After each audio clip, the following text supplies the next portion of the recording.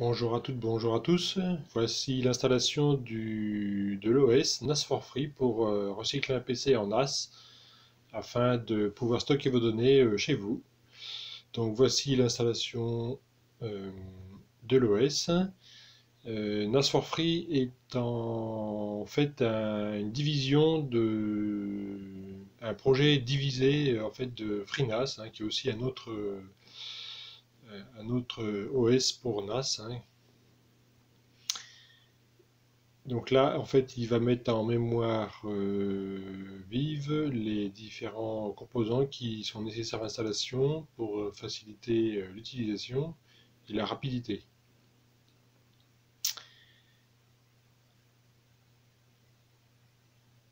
Donc NAS for Free est basé sur FreeBSD, hein, comme noyau pour, euh, pour l'utilisation du PC. Le système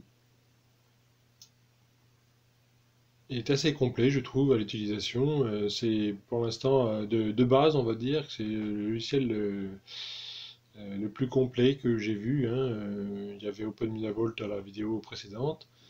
Et donc, bon, bah là, nous voilà sur l'installation. Donc là, on va s'installer en full et en MBR. C'est pour les anciens PC, le GPT est plutôt réservé aux PC plutôt récents. Et en full pour l'installation et la mise en route de l'OS sur le disque dur. Et il restera sur le disque dur. Donc là, la partition d'installation sera de 4 Go et la partition swap sera de 2 Go. Donc l'installation est plutôt rapide, hein. En fait, c'est même pas une installation, à mon avis, c'est juste une copie de l'image directement sur le disque dur du PC, du disque dur qui servira que pour d'ailleurs que pour le logiciel NAS. Les disques durs de stockage seront des disques durs différents. Donc là voilà, l'installation est terminée. Je vais éteindre le serveur pour repartir directement sur le disque dur du serveur. Donc voilà, l'installation est très, très rapide, hein, 2 minutes 25, hein, c'est vraiment très rapide. Donc voilà, le PC a redémarré. Donc là, on va le laisser démarrer tout seul, sans option.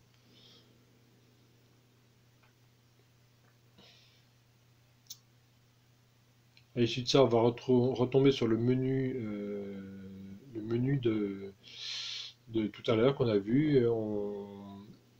On va pouvoir affecter une adresse IP statique et également pouvoir permettre également de configurer les réseaux qui seront habilités à se connecter sur l'interface d'administration. Donc là, par défaut, hein, le DHCP lui attribue une adresse en 250, donc on va la garder. La passerelle, c'est la passerelle de votre box. Donc ici, bah, par contre, le petit souci, c'est que les points sont transformés en virgule sur le pavé numérique, donc on est obligé de taper les points sur les lettres. Donc là, c'est la box, hein, votre box. Chez Orange, c'est 192.168.1.1. Chez Free, c'est .254 à la fin. Chez Bouygues Telecom, c'est .254 aussi. Et chez SFR, par contre, je ne sais pas. Donc voilà, la configuration de l'adresse IP est bonne. Et maintenant, on va interdire les autres utilisateurs qui ne sont pas du réseau interne à la maison. Donc, ce qui est fait. Et maintenant, on va se connecter sur Firefox pour la suite de la configuration du NAS. Donc là, on va taper l'adresse IP 192.168.1.250, qui est l'adresse que l'on a inscrite en dur pour le NAS. Donc là, le mot de passe par défaut, c'est donc l'utilisateur, c'est admin et le mot de passe, c'est NAS for free en minuscule. Donc là, on va déjà mettre l'interface utilisateur en français, ce qui va être beaucoup plus pratique. Sauvegarde. Donc voilà, c'est bon, il est en français maintenant.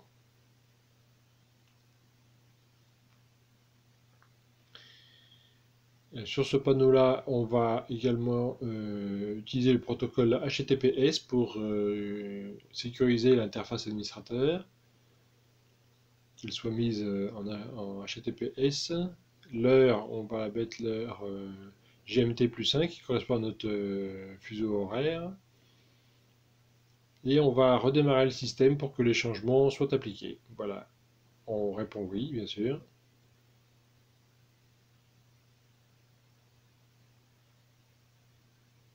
Le serveur redémarre maintenant. Voilà. On laisse toujours les options par défaut.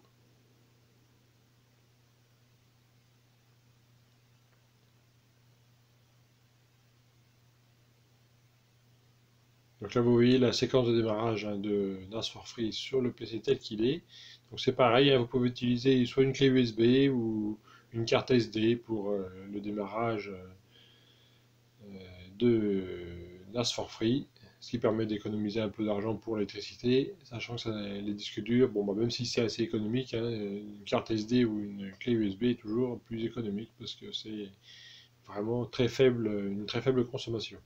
Donc là, on va se connecter sur l'interface HTTPS maintenant. Donc avancer, ajouter l'exception dans Firefox.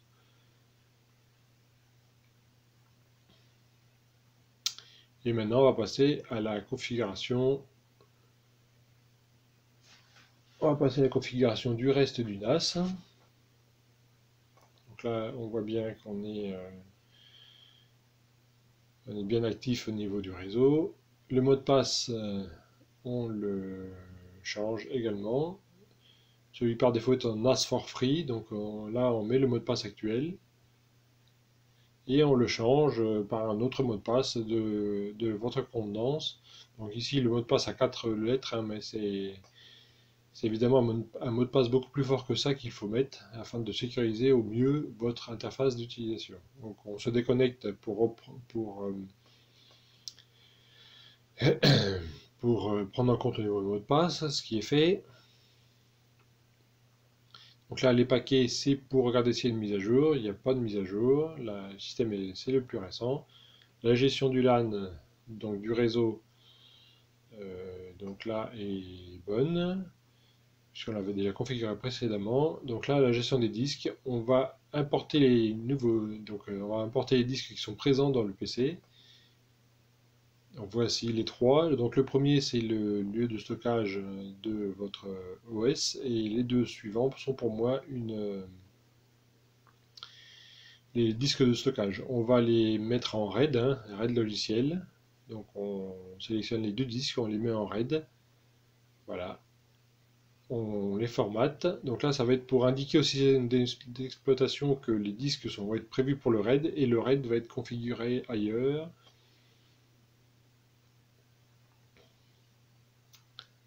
Donc là, il est toujours... ils sont bien en système RAID. Donc là, on va configurer le RAID. Donc là, le nom RAID qu'on va lui donner, c'est test NAS, pour l'exemple. Ou test, oui, test par exemple. On va créer et initialiser le RAID. Donc on prend bien en compte nos deux disques durs que l'on veut utiliser pour le RAID et le stockage de fichiers. Donc là, on clique sur OK. Et voilà, le RAID est créé. Donc maintenant, on va passer au formatage du système RAID. Donc là, on fait suivant. On va utiliser on va cocher le système RAID, bien sûr. Le nom de volume, on va mettre NAS. Par contre, il faut venir précédemment parce que je veux réaliser le formatage sous UFS et non pas ZFS. Donc là, on clique bien sur le disque RAID, hein, on le formate.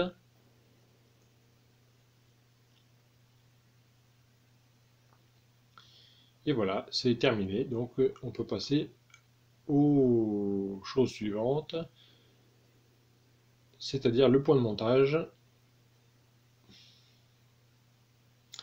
Donc le point de montage, on va choisir donc, notre système RAID test. Donc c'est un disque, hein.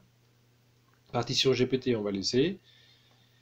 Système de fichiers UFS, ça c'est bon. Nom du montage, bon, là on marque test NAS, hein, c'est pour, vous mettez ce que vous voulez bien sûr, hein, dans ces cas-là. Description, c'est users home, c'est là où vont être tous les fichiers de vos utilisateurs. On va laisser le groupe RAID, le groupe will pardon, pour et donc mettre l'autorisation sur autre, on laisse sur rien du tout. Et groupe, on va laisser que exécuter pour pouvoir quand même naviguer dans les différents euh, dossiers avec les protocoles réseau. Donc là, FSCK, c'est pour vous montrer que vous pouvez analyser votre disque ou vos disques durs RAID. Donc voilà, là ici ça marche parfaitement, c'est clean. Donc on va passer aux utilisateurs, on va créer les utilisateurs et moi pour sécuriser un peu et puis pour enfermer les utilisateurs dans leur nom, on va créer déjà les dossiers. Donc pour créer les dossiers, on met déjà pour la facilité de saisie en langage français avec l'option 20 et on va demander un shell en 6 et là on fait simplement le point de montage qui existe déjà pour le test NAS. Donc ici c'est mnt slash test NAS. On fait entrer et ensuite on fait mkdir Albert pour créer le dossier pour Albert et mkdir Vero pour créer le dossier pour Vero. On peut créer des dossiers autant qu'on veut, autant qu'il y a d'utilisateurs. Donc là, on va ajouter nos utilisateurs. Donc le premier s'appelle Albert, donc dans le coup. Le nom complet, en fait, dans ces cases-là, vous mettez ce que vous voulez, hein, c'est un peu comme description. Le mot de passe, c'est pareil, vous mettez celui qui vous convient. Vous confirmez 2 fois. Là, vous passez l'identifiant d'utilisateur là. On va passer à SCP Login, SCP Only pour pouvoir faire du SSH sur le serveur.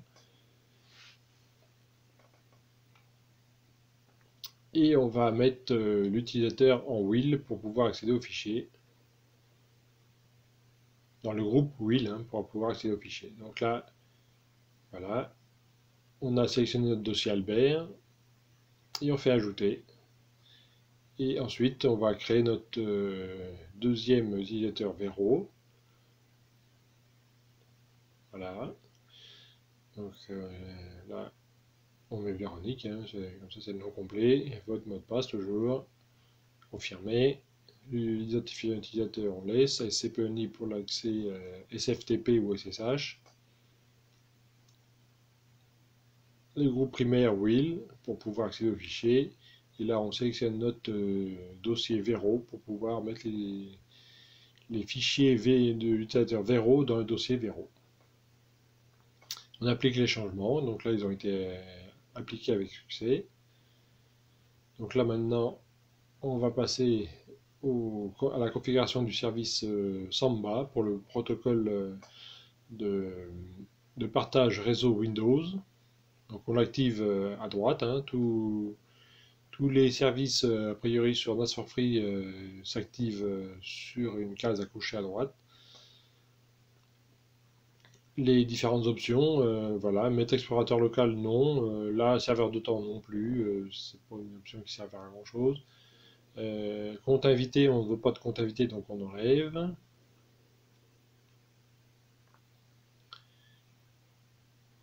On active les entrées-sorties asynchrones pour pouvoir avoir des débits réseau corrects.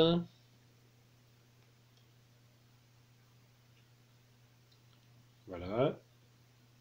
On va chercher le partage qu'on veut pour l'utilisateur Albert. Commentaire, bon bah voilà, c'est pareil, hein, c'est bon, bah, c'est ce que vous voulez, hein. Le chemin d'accès, on va utiliser celui qu'on a créé pour Albert. Voilà, on fait OK. On n'autorise pas l'accès invité, hein, toujours pas. Je désactive la corbeille également. Donc ça, vous pouvez la laisser, hein, c'est pas un problème. Le cliché instantané, c'est pour le fichier, les systèmes de fichiers ZFS, et nous, comme nous sommes en UFS, on ne l'utilise pas.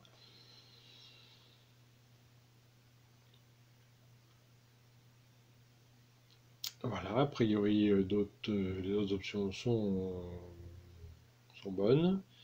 On va faire la même chose pour Vero.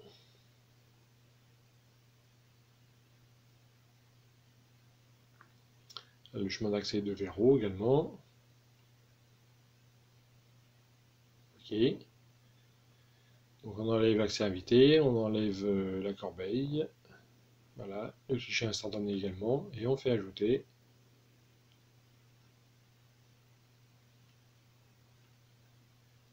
Voilà, et on applique les modifications pour prendre en compte, que l'OS puisse prendre en compte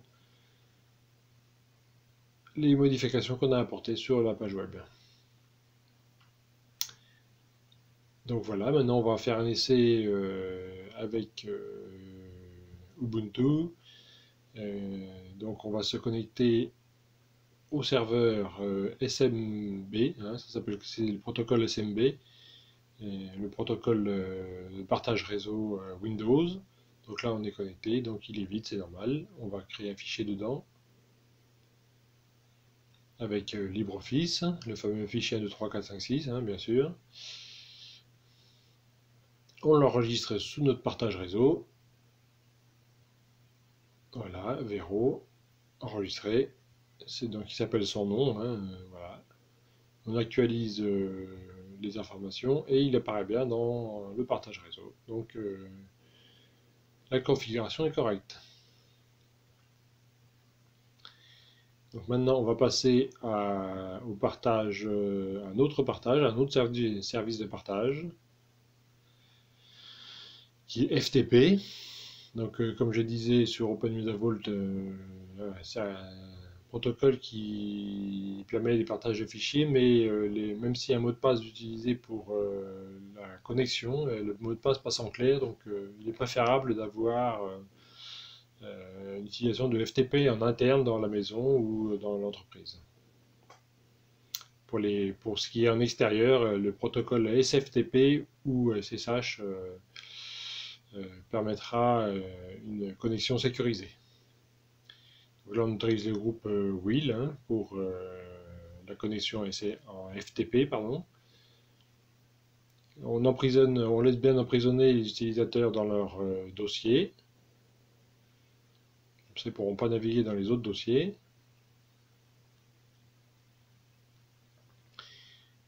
Et donc, on va se connecter en FTP avec le logiciel Firefox, donc ftp://192.168.1.250.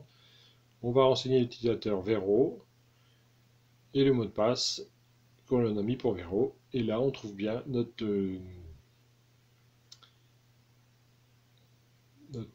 fichier sans nom 1 et qui contient bien 1, 2, 3, 4, 5, 6. Ce qui confirme que l'on peut lire le FTP.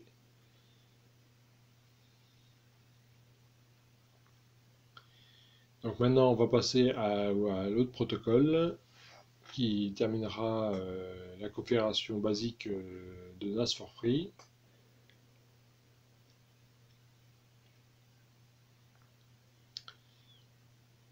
Qui est le protocole SSH. Donc on va l'activer également. Donc ça va permettre de se connecter au serveur de façon sécurisée et également d'accéder à ces fichiers de manière sécurisée aussi. Donc là on va autoriser l'identification par saisie clavier, on va permettre le tunnelage SSH, Et on va activer la compression pour les liaisons Internet, ce qui rendra les transferts de fichiers un peu plus rapides. Donc là, on a fait sauvegarder, ça a été appliqué avec succès. Donc on va aller faire un petit tour dans Ubuntu pour confirmer que la configuration SFTP fonctionne. Donc là, dans Ubuntu, on va taper sftp://192.168.1.250 et voilà, nous voilà arrivés dans notre fameux dossier sans nom et qui contient bien les informations 1, 2, 3, 4, 5, 6.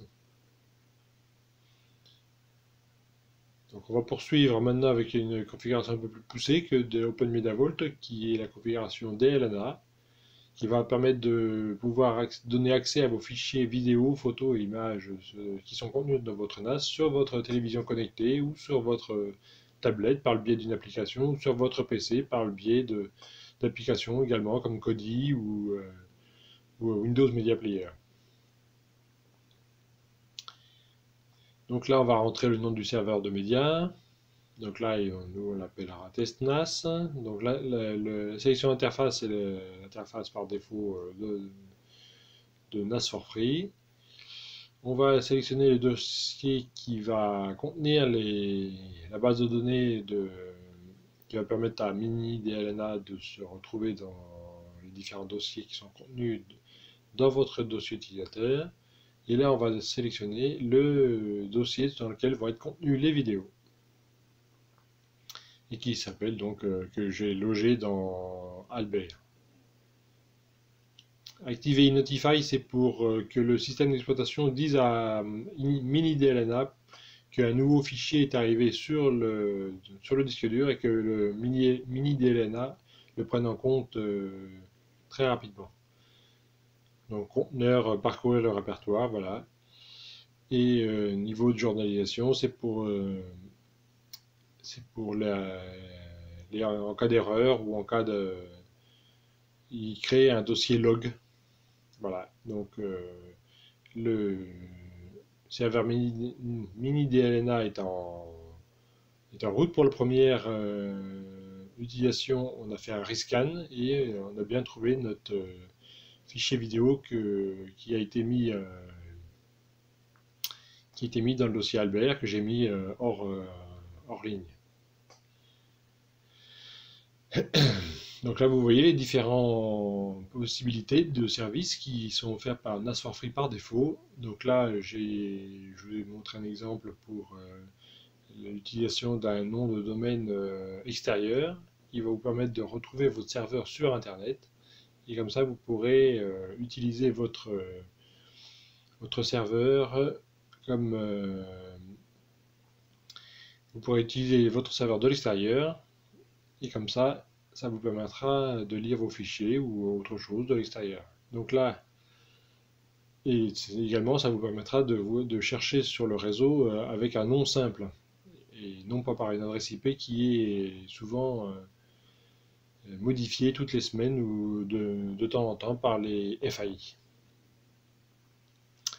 Le protocole HTTPS pour vous montrer que vous pouvez loger également dans cette partie NAS for Free un serveur web. Donc là, vous exécutez le site internet en tant que www qui est le système par défaut. Là, en fait, je veux copier le certificat qui a été créé pour l'interface utilisateur, mais on va voir que la page des services qui concerne le serveur web et je galère un peu d'ailleurs pour copier. Voilà, c'est fait. Là, dans le service, on va rechercher serveur web. Voilà. Mais à chaque fois, donc, on va la difficulté se pose pour pouvoir renseigner le certificat. Et bon, vous ouvrez deux fenêtres identiques et puis vous recopiez, dans ces cas-là, vous recopiez d'une fenêtre à l'autre pour pouvoir correctement enregistrer vos, vos clés privées et certificats et clés publiques pour le HTTPS.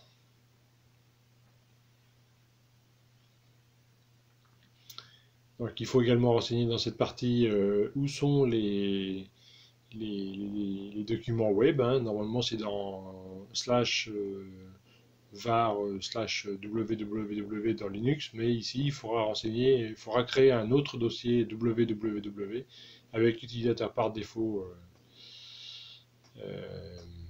www dans le coup, qui permettra d'accéder au site web. Voilà, je vous montre également le service BitTorrent pour le téléchargement de vos distributions Linux favorites et autres.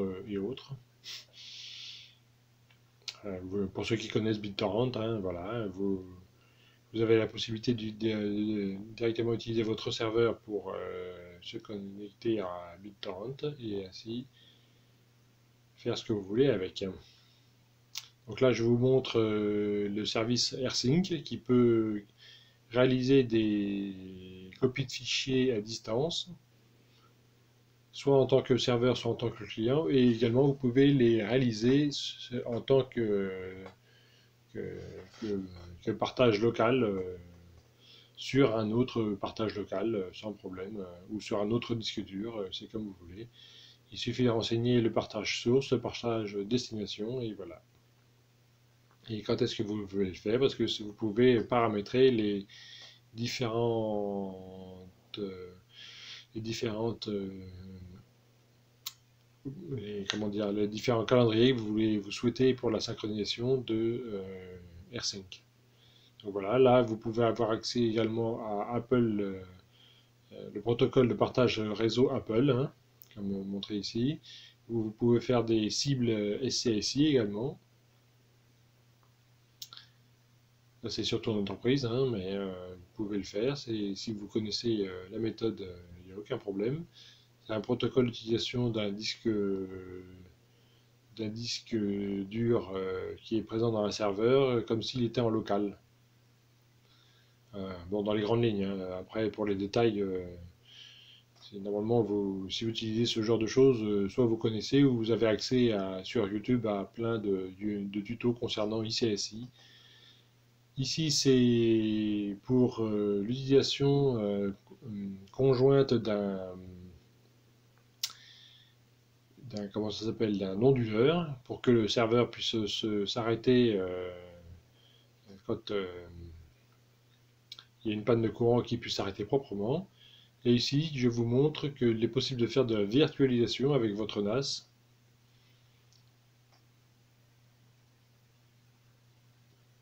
Et donc là, vous renseignez votre dossier personnel dans lequel vous allez mettre vos machines virtuelles.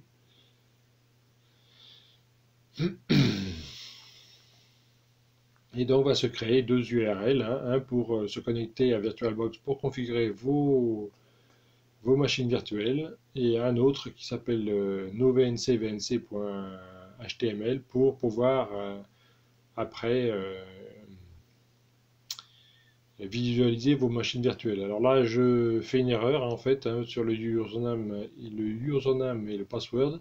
C'est pas Albert et le mot de passe d'Albert à mettre, c'est admin et admin pour pouvoir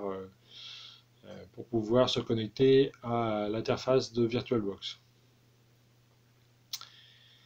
Donc voilà, un petit aperçu de tout ce qu'a pu faire NAS for Free. Voilà, je vous ouvre également la page web consacrée à NoVNC, mais bon, comme il n'y a pas de machine virtuelle en fonctionnement, le NoVNC ne fonctionne pas.